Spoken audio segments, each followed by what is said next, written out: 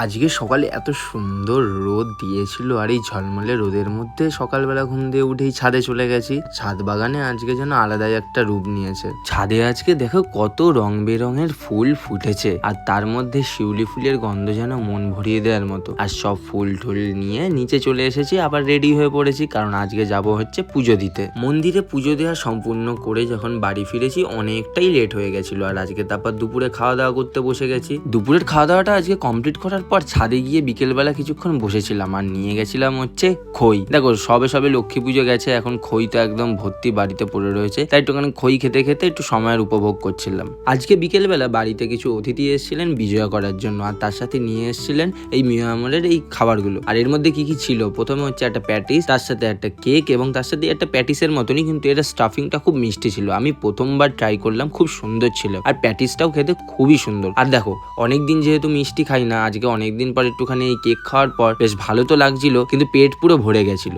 এত কিছু খাওয়ার পর। আর রাতে আজকে ভাত খাওয়ার মন করেনি। তো আজকের দিনের ব্লগটা এইটুকুই, আবার কালকে নতুন দিনের নতুন ব্লগে দেখা হচ্ছে।